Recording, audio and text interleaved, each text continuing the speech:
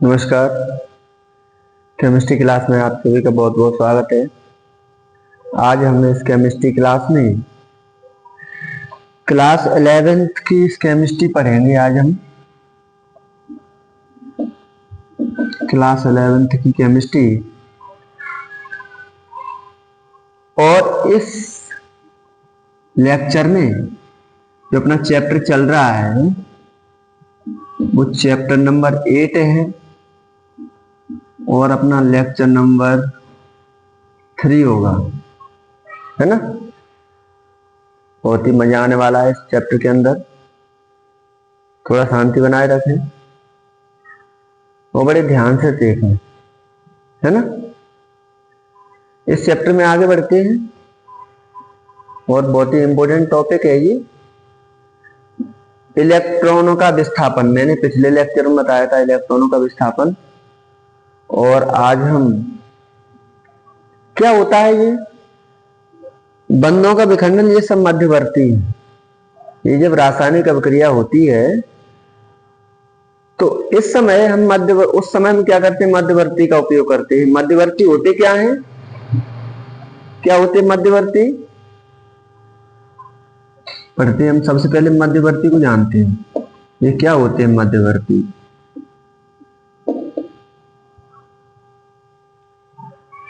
क्या सभी बच्चे इस क्लास को पढ़ने के लिए तैयार हैं? चलिए चलते हैं। आज हम सब लोग मिलकर के आज हम इस क्लास को आगे बढ़ाते हैं, है ना। मध्यवर्ती, तो मध्यवर्ती क्या होते हैं, रासायनिक अभिक्रियाओं के समय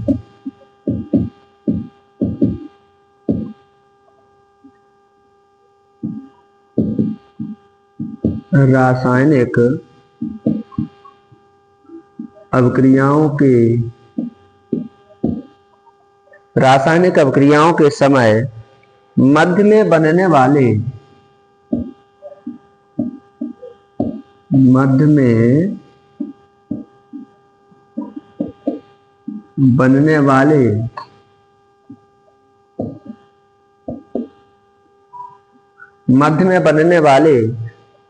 अस्थायी क्रियाकारक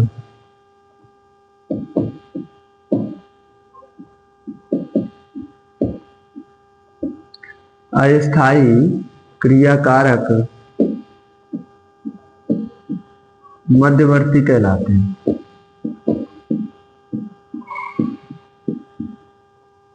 जैसे एग्जाम्पल लें हम,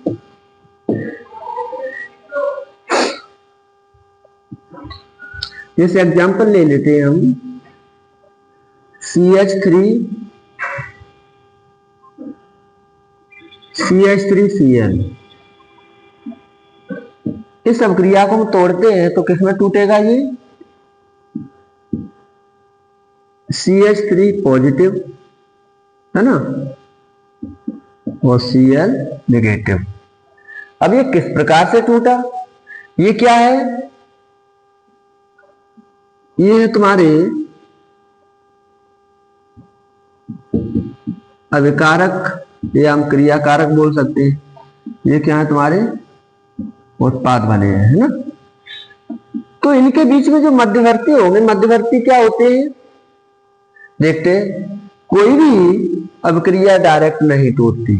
कोई भी बॉन्ड होता है, दो अणुओं के बीच में कोई बॉन्ड होता है, वो कभी डायरेक्ट नहीं टूटता। उससे पहले मध्यवर्ती बनते हैं। मध्यवर्ती बनने के बाद क्या होता है, वो उत्पाद में परिवर्तित होता है, ठीक है ना। चलो देखते हैं हम यहाँ पे, जैसे हम इसको देखें इस प्रकार से, तो CH3 इस प्रकार से दिखाते हैं हम, CH3 और Cl, है ना। मैंने आपको दो प्रकार के बंध विखंडन बताए थे, समांश बंध विखंडन और विषमांश बंध विखंडन। तो देखते हैं यहाँ पर हम पहले समांश बंध विखंडन करते हैं। समांश बंध विखंडन क्या होता है, दोनों का एक एक इलेक्ट्रॉन है, दोनों ही अपने अपने इलेक्ट्रॉन को लेके चले जाएंगे, है ना। तो क्या हो जाएगा इस प्रकार से, CH3 मुक्त मूलक और ये Cl अपना इलेक्ट्रॉन ले लेगा तो Cl मुक्त मूलक, मैथिल मुक्त मूलक और क्लोरीन मुक्त मूलक। तो ये कौन सा बंध विखंडन हुआ, ये इस प्रकार से हमने बंधों को विखंडित किया, ये कहलाता है समांश बंध विखंडन। कौन सा है ये अपना समांश बंध विखंडन। तो विषमांश बंध विखंडन कैसा होगा, जैसे हम इसी एग्जांपल को ले लेते हैं CH3Cl। ये इलेक्ट्रॉन, कार्बन का इलेक्ट्रॉन इस Cl की तरफ चला जाए तो क्या हो जाएगा, CH3 ने तो अपना इलेक्ट्रॉन दे दिया किसको, Cl को। देखो Cl का इलेक्ट्रॉन Cl के पास ही है, वो Cl इलेक्ट्रॉन क्या लिया है, Cl ने क्या किया है, इलेक्ट्रॉन को लिया है, इसलिए Cl नेगेटिव और CH3 ने दिया है अपना इलेक्ट्रॉन किसको, Cl को, तो CH3 पॉजिटिव। ये ऐसे भी हो सकता है, ये क्या है, विषमांश बंध विखंडन। विषमांश बंध विखंडन। इसी प्रकार से ऐसे भी हो सकता है ये CH3Cl, Cl का इलेक्ट्रॉन इस C की तरफ भी जा सकता है, तब क्या होगा, तब हो जाएगा CH3 नेगेटिव और प्लस Cl पॉजिटिव। तो ये क्या है, सब मध्यवर्ती है। इस प्रकार से ये मैंने यहाँ पे डायरेक्ट तोड़ के बताया, लेकिन ऐसा नहीं होता है। यहाँ पर क्या होता है, ये सब क्या है, मध्यवर्ती। इस प्रकार से बंधों का विखंडन होता है। देखो CH3Cl है ना, तो इस प्रकार से क्या हुआ, ये सब मध्यवर्ती हैं और इस प्रकार से क्या हुआ, इनका बंध विखंडन हुआ। और बंध विखंडन होने के बाद हमें उत्पाद प्राप्त होते हैं। मध्यवर्ती को बोलते हैं उपोत्पाद। क्या बोलते हैं इनको, उपोत्पाद बोलते हैं। तो ये क्या है, मध्यवर्ती, मतलब रासायनिक अभिक्रियाओं के समय जो मध्य में बनने वाले अस्थायी क्रिया कारक होते हैं, इन्हें क्या बोलते हैं, मध्यवर्ती बोलते हैं। तो इसका बॉन्ड टूटने से पहले कैसे बनाएगा, सबसे पहले इस प्रकार से दिखाएगा हमको, और इस प्रकार से दिखाने के बाद तब जाकर के हमको ये उत्पाद प्राप्त होगा। ये क्या है, सब सह उत्पाद है।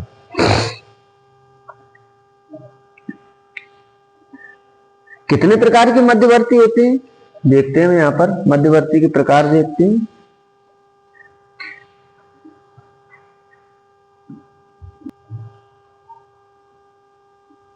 मध्यवर्ती कितने प्रकार के होते हैं, सबसे पहला है मुक्त मूलक।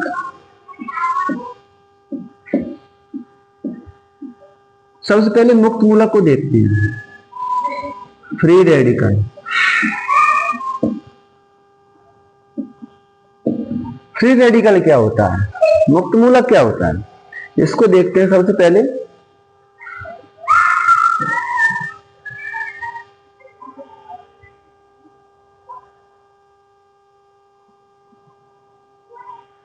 मुक्त मूलक की अगर खोज की बात करें तो मुक्त मूलक की खोज किसने की थी,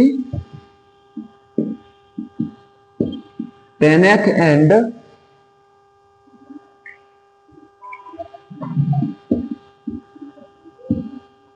हॉपेडेट्स। हॉपेडेट्स ने क्या की थी, इसकी खोज की थी। मुक्त मूलक की खोज किसने की थी, पेनेक एंड हॉपेडेट्स ने की थी। क्या होता है मुक्त मूलक, वे परमाणु या समूह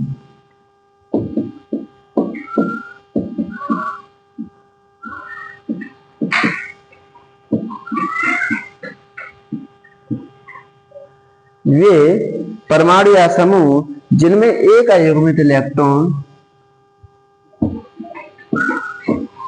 जिनमें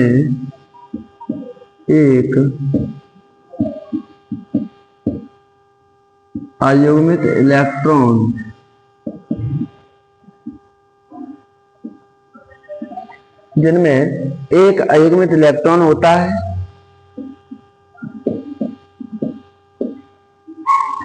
मुक्त मूलक कहलाते हैं।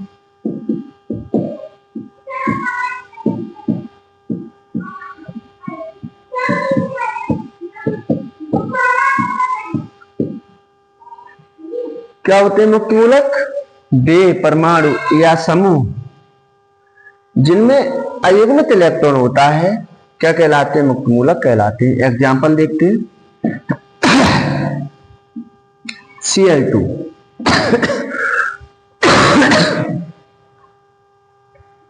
Cl2 को देखते हैं, Cl बॉन्ड Cl। तो ये Cl है ना, ये सिंगल बॉन्ड दोनों ही एक एक सहसंयोजी इलेक्ट्रॉन से बना हुआ है, सहसंयोजी बंध से बना हुआ है। तो ये क्या करेगा, इसका जब बॉन्ड टूटेगा बीच में से, तो ये इलेक्ट्रॉन अपने पास रख लेगा, ये इलेक्ट्रॉन अपना अपने पास रख लेगा। तो ये कुछ इस प्रकार से दिखाई देगा, Cl मुक्त मूलक Cl। इसको बोलते हैं हम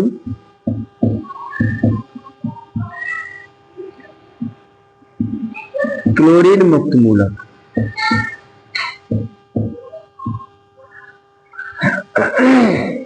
इसे क्या बोलते हैं हम, क्लोरीन मुक्त मूलक बोलते हैं। ऐसी और भी एग्जाम्पल है, CH3 बॉन्ड Cl, ऐसे इसका ही बॉन्ड बीच में से टूटेगा तो ये Cl अपना बॉन्ड ले लेगा, CH3 अपना बॉन्ड ले लेगा। तो इस प्रकार से CH3 मुक्त मूलक प्लस Cl मुक्त मूलक, ये हो जाएगा अपना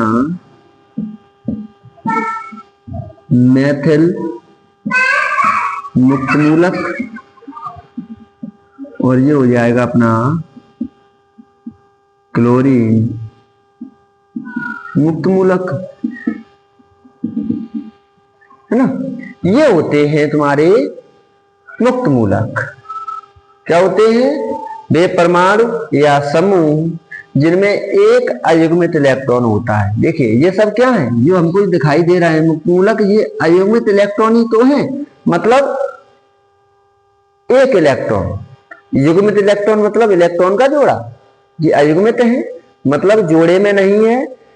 एक एक इलेक्ट्रॉन हमें दिखाई दे रहा है, एक Cl का इलेक्ट्रॉन, ये Cl का इलेक्ट्रॉन। अगर इनको हम दोबारा से बॉन्ड बनाएंगे हम, तो किस प्रकार से बनाएंगे, ये इस प्रकार से आकर के फिर आपस में साझेदारी कर लेंगे, है ना। और साझेदारी करने के बाद फिर इस प्रकार से Cl बॉन्ड Cl, फिर से इसका निर्माण कर लेंगे इस प्रकार से, है ना। तो ये मुक्त मूलक होते हैं जो जिन परमाणुओं के ऊपर क्या होते हैं, एक अयुग्मित इलेक्ट्रॉन होता है, ये क्या कहलाते हैं, मुक्त मूलक कहलाते हैं। ठीक है ना। तो मुक्त मूलक के लक्षण क्या होते हैं, ये मुक्त मूलक के लक्षण लिख लेते हैं नोट करने से।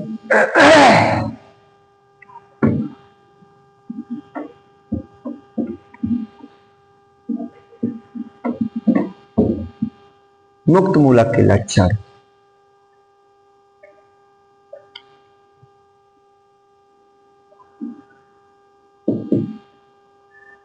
लक्षण देखते हैं हम। ये मुक्त मूलक होते, देखिए मुक्त मूलक जैसे मान लो हमने अभी एग्जांपल आपको बताया, Cl बॉन्ड Cl जब ये टूटेगा ना बीच में से, तो ये इलेक्ट्रॉन अपने पास रख लेगा, ये इलेक्ट्रॉन अपने पास रख लेगा।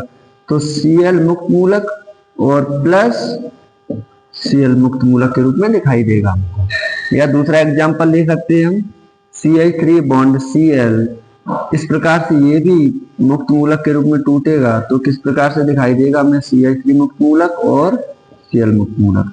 तो इनका पहला लक्षण ये है कि ये इलेक्ट्रॉन ना तो किसी को दे रहे हैं अभी, ना इन पे कोई धन चार्ज है, ना इन पर कोई ऋण चार्ज है, ये क्या है, इनके पास एक अयुग्मित इलेक्ट्रॉन है, मतलब उदासीन अवस्था में। तो इनका पहला लक्षण ये होगा कि ये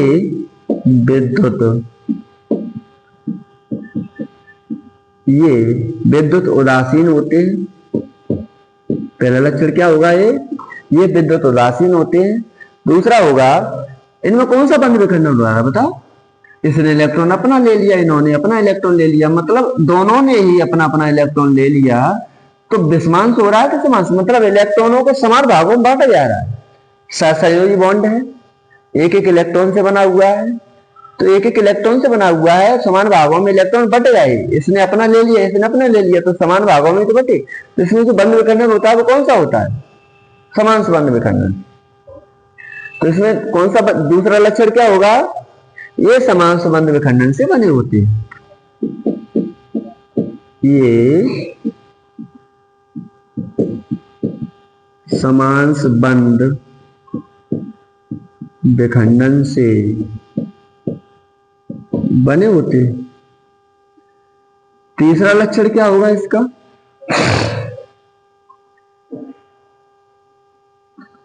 कार्बन पर sp2 संकरण बनाते हैं। कौन सा संकरण बनाते हैं? sp2 संकरण बनाते हैं। जैसे मान लो ये CH3 है, इसको हम इस प्रकार से दिखा दें तो ये अयुग्मित इलेक्ट्रॉन है, ये संकरण में भाग नहीं लेगा। संकरण में भाग लेते हैं वो लेते हैं सिग्मा बॉन्ड हो या फिर डबल बॉन्ड हो। तो यहाँ पे अयुग्मित इलेक्ट्रॉन संकरण में भाग नहीं लेते, ये सिग्मा बॉन्ड है, ये सिग्मा बॉन्ड है, ये सिग्मा बॉन्ड है। तो संकरण कौन सा बनेगा यहाँ पर? यहाँ पर जो संकरण बनेगा वो कौन सा बनेगा? sp2 संकरण बनेगा। किस प्रकार से sp2 संकरण बनेगा? कार्बन पर, जैसे कोई कार्बन है, कार्बन का परमाणु क्रमांक कितना होता है? 6। तो इसका इलेक्ट्रॉन विन्यास निकालो, 1s2 2s2 2p2। तो जब 2s और 2p इनके लिए जब कक्षक बनाएंगे तो s के लिए कक्षक कितना बनेगा? 1 बनेगा, और p के लिए कक्षक कितने बनेंगे? 3 बनेंगे। इलेक्ट्रॉन भरो, s में कितने इलेक्ट्रॉन है? 2, एक ऊपर की तरफ एक नीचे की तरफ। p में कितने इलेक्ट्रॉन है? 2 बने हुए हैं, 1 2। तो s, ये s कक्षक है और ये p कक्षक है। p में कितने कक्षक बने हुए? 1 और 2। तो कौन सा संकरण हुआ? sp2 संकरण। तो हम ये भी लिख सकते हैं कि कार्बन पर ये कौन सा संकरण बनाते हैं? sp2 संकरण बनाते हैं। ये इसका तीसरा लक्षण हुआ। चौथा लक्षण क्या होगा? ये अणुचुंबकीय होते हैं।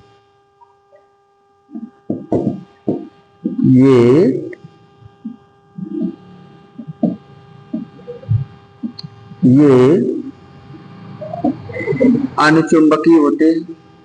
पांचवा लक्षण होगा ये अत्यंत क्रियाशील होते हैं।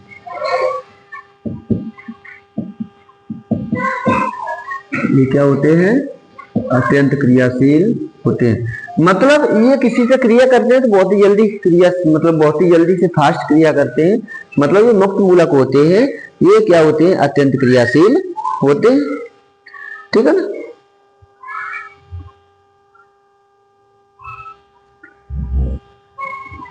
तो आज हमने मुक्त मूलकों के बारे में पढ़ा। ये इसका पहला मध्यवर्ती था, है ना? तो नेक्स्ट अगला मध्यवर्ती जो है देखते हैं हम कौन सा होगा। अगला मध्यवर्ती होगा वो होगा इसका कार्बोधनायन, है ना? कार्बोधनायन के बारे में पढ़ते हैं हम। कार्बोधनायन क्या होते हैं?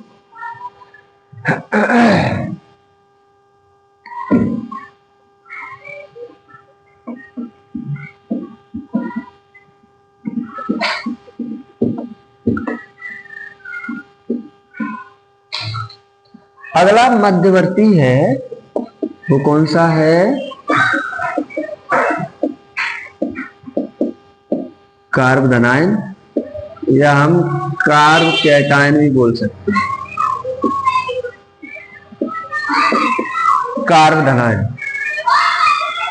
क्या बोल सकते हैं? कार्बोधनायन। कार्बोधनायन क्या होता है? वे कार्बनिक मध्यवर्ती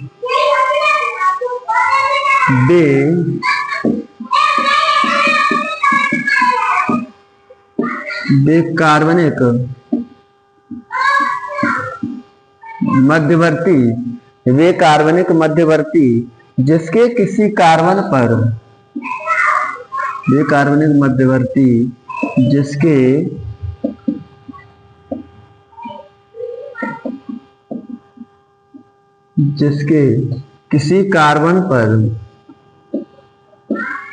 जिसके किसी कार्बन पर तनावेश होता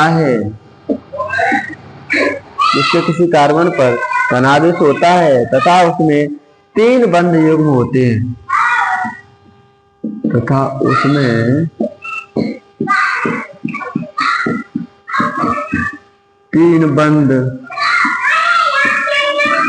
होते हैं, कार्बोधनायन कहलाते हैं। क्या कहलाते हैं?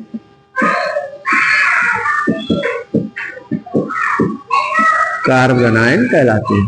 बेकार्बनिक मध्यवर्ती जिसके किसी कार्बन पर धनावेश होता है और वो कार्बन 3 बंध युग्म बनाता है, ये क्या कहलाते हैं? कार्बोधनायन कहलाते हैं। जैसे एग्जाम्पल ले ले, हम कोई भी एग्जाम्पल ले ले।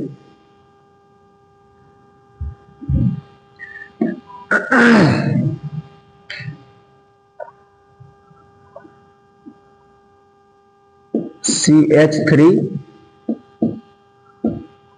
और Cl, तो इसके जो बीच में जो संयोजी बंध है कार्बन और क्लोरीन के बीच में, ये दोनों ही एक एक इलेक्ट्रॉन के लेने देने से बना हुआ है। देखिए कार्बन का ये इलेक्ट्रॉन है, ये किसका इलेक्ट्रॉन है? Cl का। तो कार्बन का इलेक्ट्रॉन किसकी तरफ चला जाए? Cl की तरफ। मतलब जो क्लोरीन होता है वो अधिक ऋण विद्युतीय तत्व है, जो क्या करता है, ये कार्बन के इलेक्ट्रॉन को अपनी ओर आकर्षित कर लेगा। तो ऐसी कंडीशन में क्या होगा, ये कार्बन अपना इलेक्ट्रॉन किसको दे देगा? क्लोरीन को दे देगा। तो जब ये कार्बन इलेक्ट्रॉन किसको दे देगा? क्लोरीन को, तो इसके ऊपर धन चार्ज आ जाएगा, धन आवेश आ जाएगा। और क्लोरीन इलेक्ट्रॉन लिए है ना, एक तो खुद का, एक किसका? कार्बन का, जिस पे आ जाएगा ऋण चार्ज। तो इस प्रकार से बेकार्बनिक मध्यवर्ती, ये कार्बनिक मध्यवर्ती जिनके किसी कार्बन पर धनावेश होता है वो क्या कहलाते हैं? कार्बोधनायन कहलाते हैं। और ये 3 बंध युग्म बनाएंगे इस प्रकार से। देखो ये 3 बंध युग्म बना रहे हैं, CH3 बना लिए ना, और इसके ऊपर ये क्या है? धनावेश। तो ये इसको कहते हैं कार्बोधनायन। ठीक है, इसके लक्षण क्या होते हैं? देखिए जब ये इलेक्ट्रॉन एक किसको दे देगा? Cl को, तो यहां पर इलेक्ट्रॉन की कमी हो जाएगी।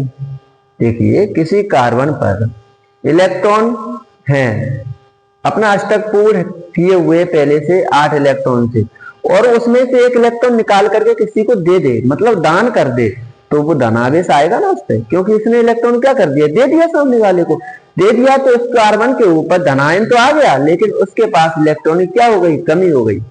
तो इस कंडीशन में उसका जो अष्टक पूर्ण है वो नहीं होता है, उसका अष्टक अर्धपूर्ण रहता है, मतलब अधूरा रहता है। तो इसका पहला लक्षण ये होगा कि C+ का, अब इसके लक्षण की बात कर लेते हैं हम।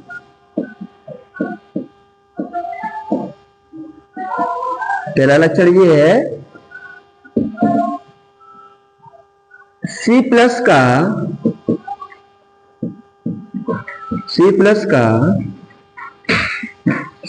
जो अष्टक है वो पूर्ण नहीं होता है।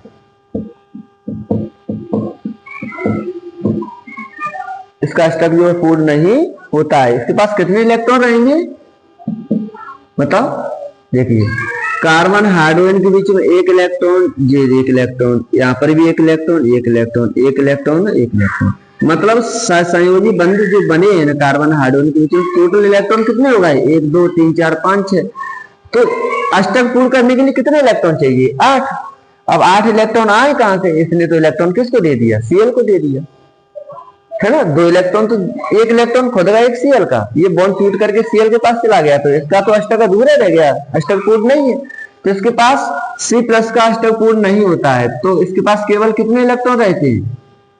केवल 6 इलेक्ट्रॉन होते हैं। तो पहला लक्षण ये है कि C+ आयन का अष्टक पूर्ण नहीं होता, उसके पास कितने इलेक्ट्रॉन रहते हैं? 6 इलेक्ट्रॉन होते हैं। और ये कौन सा संकर बनाएगा? C+ sp2 संकर बनाता है। कौन सा संकर बनाता है? sp2 संकर बनाता है। और तीसरा लक्षण क्या होगा इसका? इसकी जो संरचना है,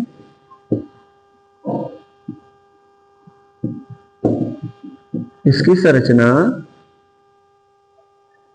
समतलीय त्रिकोणीय होगी, समतलीय त्रिकोणीय होती है। इसकी संरचना कैसी होती है? समतलीय त्रिकोणीय होती है। और ये बनते कैसे है? देखो ध्यान से, इसके ऊपर धन चार्ज कब आएगा? जब इलेक्ट्रॉन या तो कार्बन का इस Cl की तरफ चला जाए या फिर Cl का इलेक्ट्रॉन कार्बन की तरफ चला जाए, तो ये कौन सा बंध विखंडन हुआ? बताओ, ये कौन सा बंध विखंडन हुआ? विषमांश बंध विखंडन हुआ ये। तो इसका ये भी लक्षण हो गया कि ये कैसे बनते हैं? ये विषमांश बंध विखंडन से बने होते हैं। ठीक है, इस प्रकार से ये हुए कार्बोधनायन। कार्बोधनायन क्या होता है? जो कार्बनिक मध्यवर्ती होते हैं, इनके ऊपर धन आवेश आ जाए तो ये क्या कहलाते हैं? कार्बोधनायन कहलाते हैं। और ये कब बनते हैं? विषमांश बंध विखंडन से। ये इनके लक्षण है, लक्षण मैंने बताए हैं। C+ का स्टॉप कोड नहीं होता है, इसके पास कितने इलेक्ट्रॉन रहते हैं? 6। कब ऐसा होता है? जब ये इलेक्ट्रॉन क्या कर दे? अपना इलेक्ट्रॉन सामने वाले को दान कर दे। C+ कौन सा संकर बनाएगा? sp2 संकर बनाएगा। देखिए सिग्मा बॉन्ड है 1 2 3, तो यहाँ पर sp2 संकर ही बनेगा। इसकी संरचना समतली त्रिकोणीय होगी। और ये कौन से बंध विखंडन से बनते हैं? विषमांश बंध विखंडन से बने होते हैं। ठीक है, अगला मध्यवर्ती होगा कार्बोधनायन। तो उस मध्यवर्ती को नेक्स्ट क्लास में बताएंगे आपको। तो इसको आप अच्छे तरीके से देख लें। मेरे जितने भी पिछले वीडियो हैं उनको आप अच्छे तरीके से देख लें, जिससे आपको ये वीडियो आपको बहुत अच्छी तरीके से समझ में आए, ये क्लास आपको बहुत अच्छे तरीके से समझ में आए। तो करना क्या है आपको? पिछले जो क्लास है उन क्लासों को आप सबसे पहले देखिए, उसके बाद इस क्लास को आप देखेंगे तो बहुत बेहतर समझ में आएगा। कैसी लगी ये क्लास आपको?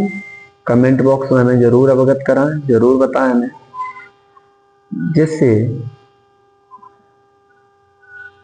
हमें और ही अच्छा लगे आगे वीडियो बनाने के लिए। ठीक है ना?